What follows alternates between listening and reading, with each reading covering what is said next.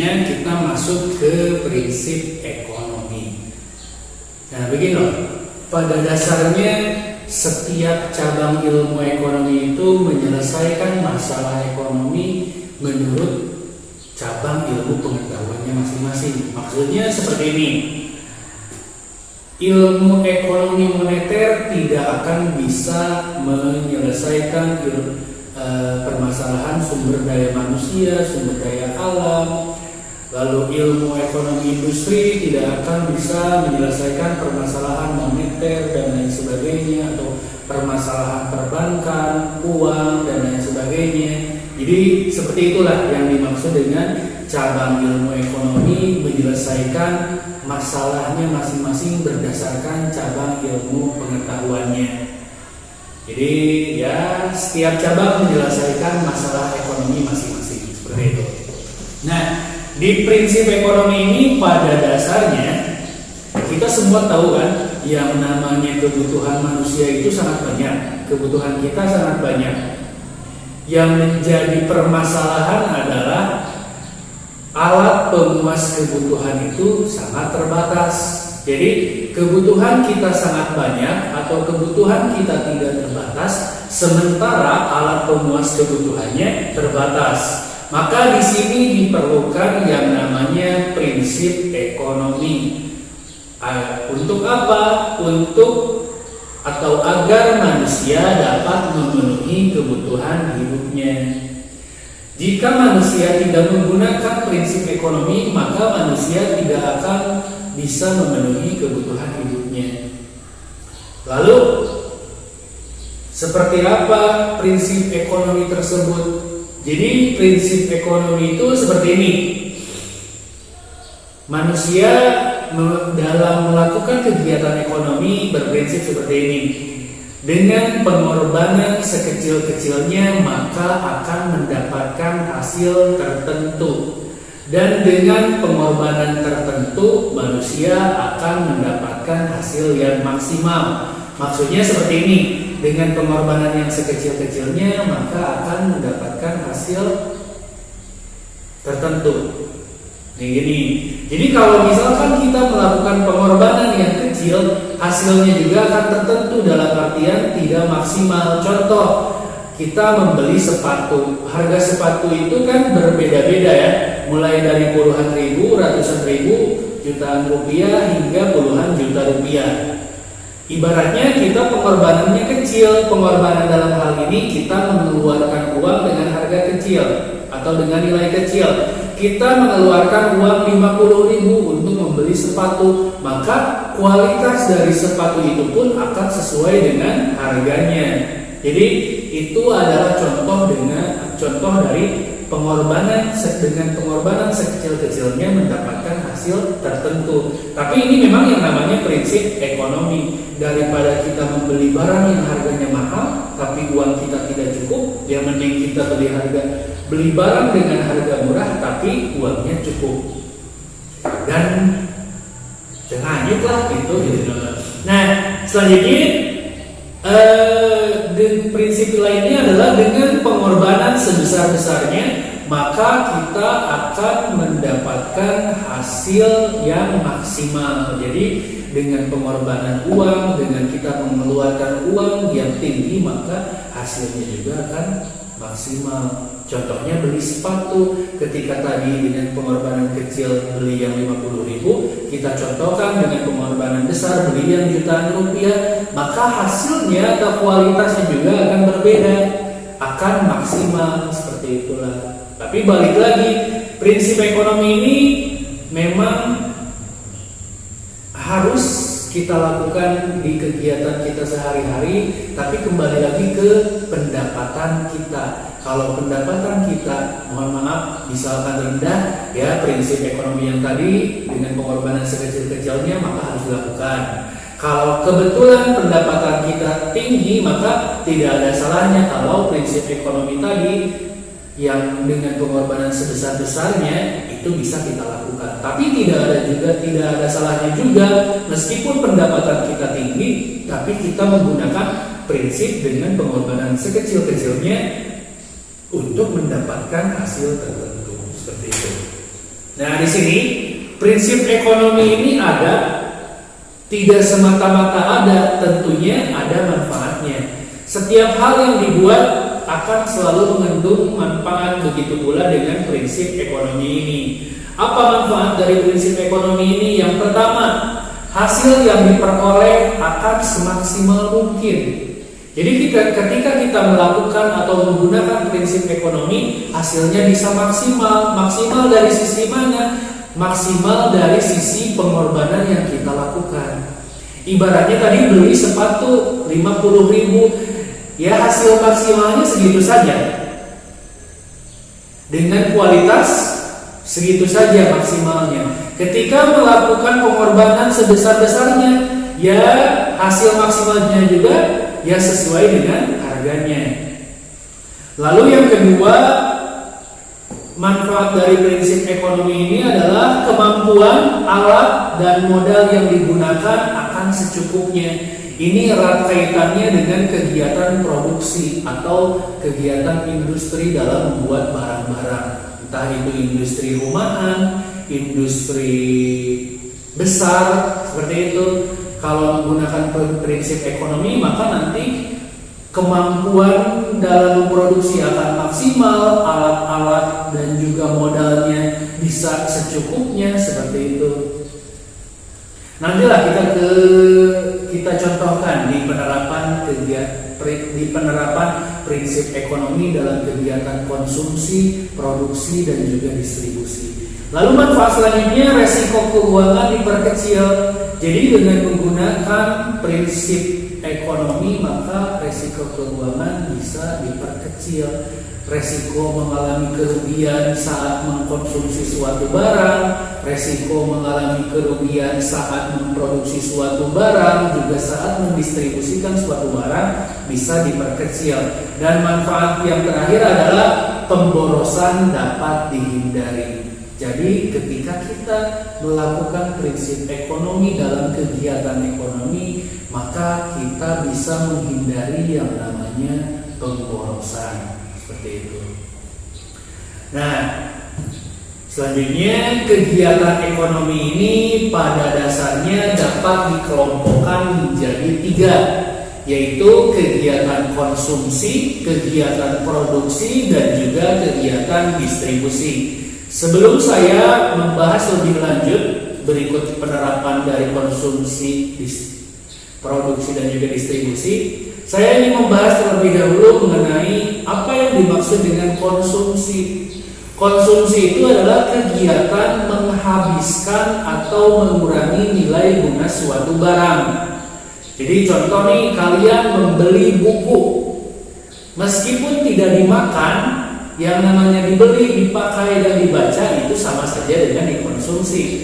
Kalian membeli handphone, itu sama saja kegiatan konsumsi, meskipun tidak dimakan tetap digunakan. Nah, penggunaan itu adalah salah satu contoh dari mengurangi nilai guna dari suatu barang. Atau kalian beli bala-bala misalkan, itu kan dimakan sampai habis, itu adalah kegiatan konsumsi di mana barang tersebut, si bala-bala tersebut akan habis nilai gunanya. Nah, selain konsumsi ada juga istilah lain, yaitu konsumen. Ada konsumsi, ada konsumen. Kalau konsumsi kegiatan menghabiskan atau mengurangi nilai guna suatu barang, maka konsumen adalah orang yang melakukan kegiatan konsumsi. Gampang kan? Nah, selanjutnya ada lagi yang dinamakan produksi. Produksi itu adalah kebalikan dari konsumsi. Produksi adalah menambah nilai guna dari suatu barang. Ketika konsumsi mengurangi, maka produksi menambah. Contoh, seperti apa sih menambah nilai guna suatu barang? Misalkan kayu. Kayu bermanfaat, tentu sangat bermanfaat. Tapi ketika diproduksi, maka manfaatnya akan lebih tinggi. Contoh nih, kayu kalau digunakan kayunya saja paling bisa dibakar untuk kayu bakar. Tapi ketika digunakan untuk membuat meja, kursi, maka bisa digunakan untuk duduk dan juga membaca atau berkegiatan apapun, atau bisa digunakan untuk makan. misalkan meja makan. Kalau dibuat lemari maka bisa digunakan untuk menyimpan pakaian. Jadi manfaatnya lebih tinggi dan jangka waktu penggunaannya juga lebih panjang. Itu contoh kegiatan produksi, menambah nilai guna. Nilainya jelas bertambah, gunanya juga bertambah. Karena tadi contoh lemari, kayu yang tadinya misalkan tidak diproduksi hanya bisa digunakan untuk kayu bakar, sementara digunakan untuk atau diproduksi menjadi lemari bisa digunakan untuk menyimpan pakaian. Selain gunanya meningkat, nilainya juga akan meningkat karena harga kayu gelondongan dengan harga kayu setelah diproduksi menjadi lemari akan jauh berbeda. Jadi nilai gunanya semakin tinggi ketika sudah diproduksi. Lalu ada lagi istilah lainnya yang berkaitan dengan produksi, yaitu produsen. Nah, apa yang dimaksud dengan produsen? Produsen itu adalah orang yang melakukan kegiatan produksi. Dan yang terakhir ada lagi yang disebut sebagai distribusi. Apa yang dimaksud dengan distribusi? Distribusi adalah kegiatan mengirimkan barang, menyalurkan barang dari satu tempat ke tempat lainnya. Misalkan dikirim dari Singaparna ke Tasikmalaya, dari Singaparna ke Jakarta, ke Bandung dan lain sebagainya, ataupun sebaliknya. Lalu ada lagi istilah lain yang berkaitan dengan distribusi, yaitu distributor. Apa yang dimaksud dengan distributor? Distributor itu adalah orang yang melakukan kegiatan distribusi seperti itu. Jadi sekarang kalian sudah memahami ya apa yang dimaksud dengan konsumsi dan juga konsumen, produksi dan juga produsen, lalu distribusi dan juga distributor. Jadi nanti jangan sampai kalian menyamaratakan antara konsumsi dengan konsumen dan juga lain sebagainya seperti itu. Oke, kita kembali lagi ke prinsip ekonomi tadi. Kita tadi atau saya tadi sudah mengatakan bahwa yang namanya kegiatan ekonomi itu pada dasarnya dikelompokkan menjadi 3, yaitu kegiatan konsumsi, produksi, dan distribusi. Nah, di kegiatan-kegiatan ini kita harus melakukan atau menggunakan prinsip ekonomi agar prinsip ekonomi bisa didapatkan. Karena kalau tidak melakukan prinsip ekonomi, tidak menutup kemungkinan hasil yang diperoleh tidak akan maksimal. Lalu tadi bisa saja kita menggunakan alat modal itu dengan tidak secukupnya. Maksudnya nggak perlu tapi dipakai, nggak perlu tapi dibeli. Lalu resiko kerugian juga bisa meningkat, dan lagi kerugian atau pemborosan juga bisa terjadi ketika kita tidak menggunakan prinsip ekonomi. Nah, prinsip ekonomi yang pertama, penerapan prinsip ekonomi dalam kegiatan konsumsi. Maka kalau kegiatan konsumsi itu biasanya erat kaitannya dengan kita sebagai konsumen yang selalu membeli dan membeli barang. Nah, di sini dalam kegiatan konsumsi juga diperlukan yang namanya prinsip ekonomi. Seperti apa penerapan prinsip ekonomi dalam kegiatan konsumsi? Saya contohkan seperti ini. Kalian berniat membeli yang namanya penghapus. Uang kalian Rp5.000. Seperti itu. Ketika kalian membeli penghapus, manfaat apa yang bisa didapatkan? Tentunya menghapus pensil, ya kan? Bermanfaat, iya sangat bermanfaat. Tapi kalau kalian menggunakan prinsip ekonomi, kalian bisa mencari barang yang misalkan punya manfaat yang lebih tinggi dengan harga yang sama. Taruhlah demikian, harga penghapus 5.000 hanya bisa menghapus pensil. Ketika kalian beli tip X, harganya 5.000 tapi bisa menghapus pensil dan juga ballpoint. Itulah contoh penerapan prinsip ekonomi yang bisa dilakukan dalam kegiatan konsumsi. Tapi yang namanya penerapan kegiatan konsumsi itu bukan hanya dicontohkan seperti tadi, banyak juga contoh-contoh lainnya. Silahkan kalian cari sendiri mengenai contoh-contoh dari penerapan prinsip konsumsi. Nah, selain yang tadi, kalian juga jika melakukan prinsip konsumsi, kalian bisa melakukan skala prioritas untuk melakukan konsumsi. Tadi kan dicontohkan hanya penghapus dan juga tip X, sementara kebutuhan hidup kalian dibahas dari awal juga, yang namanya kebutuhan manusia itu tidak terbatas, maka banyak.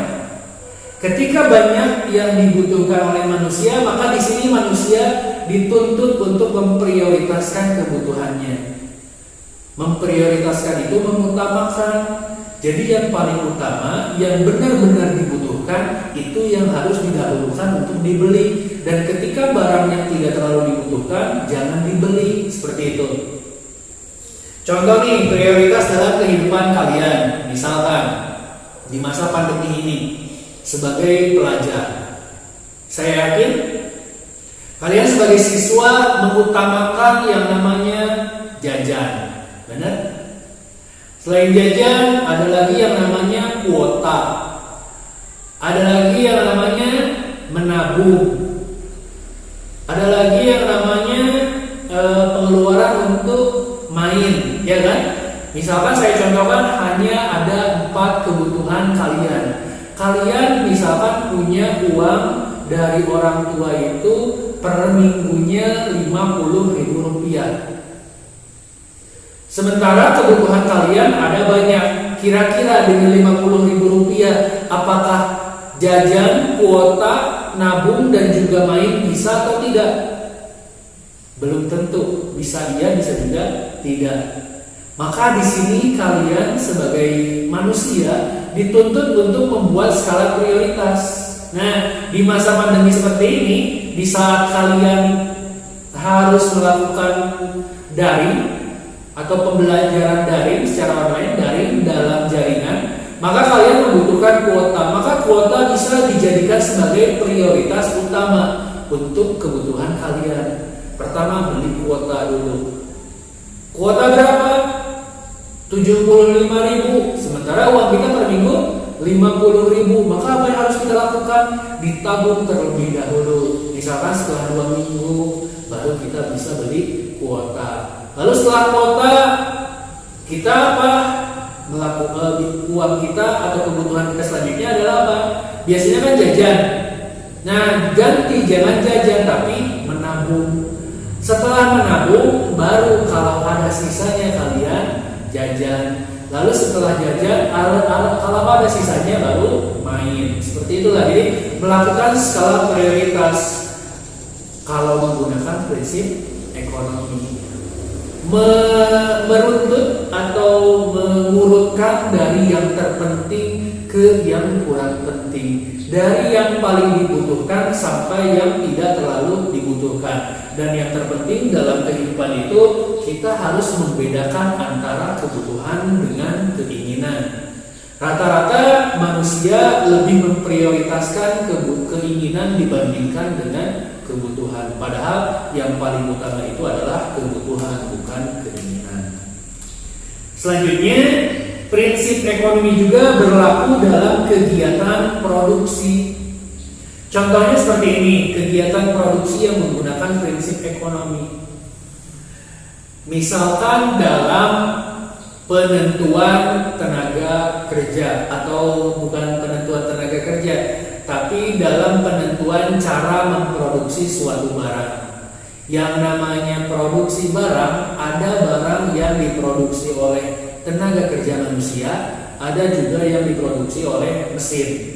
Nah, di sini prinsip ekonomi harus dilakukan agar tidak terjadi pemborosan dan juga nanti modal yang dikeluarkan tidak terlalu besar dan keuntungan yang didapatkan juga bisa maksimal. Contoh nih, kita punya suatu usaha, usahanya skala kecil. Kalau usaha skala kecil, maka keuntungannya juga akan kecil. Maka kalau usaha skala kecil, keuntungan kecil, usahakan dalam memproduksi suatu barang menggunakan tenaga kerja manusia secukupnya, jangan terlalu banyak, disesuaikan dengan jumlah produksi yang dikejar. Karena apa? Ketika kita menggunakan tenaga kerja manusia yang sangat banyak, sementara produksi kecil dan hasilnya nanti akan kecil, kita tidak akan mendapatkan keuntungan, malah akan mendapatkan kerugian karena terlalu mahal membayar tenaga kerja. Seperti itu. Apalagi kalau kita misalkan punya industri kecil, lalu kita memaksakan diri menggunakan teknologi tinggi, membeli mesin untuk memproduksi sesuatu barang tanpa menggunakan tenaga kerja manusia. Barang misalkan mesinnya harga 1 miliar, tapi pendapatan kita per bulan misalkan hanya 5 juta rupiah, nantinya kita akan mengalami kerugian, tidak akan mendapatkan keuntungan. Belum produksi berjalan lama, modal untuk membeli mesin tidak balik lagi, yang ada Anda akan mengalami kerugian. Kalau misalkan kalian berpikir seperti ini, lama-lama juga bisa balik modal, karena kalau lama memproduksinya misalkan sampai 10 tahun, 20 tahun, itu ada kemungkinan modal kembali, modal membeli mesin akan kembali. Ini yang namanya mesin itu belum tentu tahan sampai puluhan tahun. Bisa saja tahan sampai puluhan tahun, tapi kan di pertengahan perjalanan produksi yang namanya mesin itu perlu maintenance atau perbaikan, maka untuk balik modal agak lama. Kecuali kalau kalian punya usaha industri yang besar, maka lebih tepatnya menggunakan mesin berteknologi tinggi. Jadi prinsip ekonomi itu kayak gitu, menyesuaikan tingkat produksi kita, apakah kecil, apakah besar. Kalau kecil menggunakan tenaga kerja manusia dan jumlahnya sedikit. Kalau besar bisa menggunakan tenaga kerja manusia juga, tapi jumlahnya harus banyak. Ataupun bisa juga memilih pilihan lainnya, yaitu dengan menggunakan mesin berteknologi tinggi. Maka nantinya juga hasilnya akan maksimal seperti itu. Ya, menggunakan prinsip ekonomi tadi lah, dengan pengorbanan sekecil-kecilnya mendapatkan keuntungan yang sebesar-besarnya. Atau maksud saya menggunakan dengan ya kayak gitulah maksudnya. Lalu selanjutnya ada lagi yang namanya prinsip ekonomi yang diterapkan dalam kegiatan distribusi, pengiriman suatu barang, mengirim suatu barang. Ini prinsip ekonomi bisa dilakukan dalam kegiatan produksi supaya kita tidak dirugikan ketika kita mengirim suatu barang. Kita tidak terlalu tinggi menjual harga barang ketika kita mengirimkan barang atau menjual barang keluar kota. Saya contohkan, Anda mau menjual handphone. Pernah lah kalian melakukan atau mungkin melihat ada jual beli online tapi lewat Facebook? Pernah kan?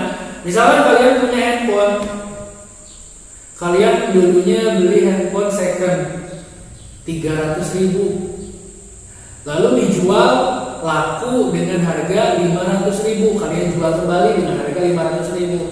Kemana?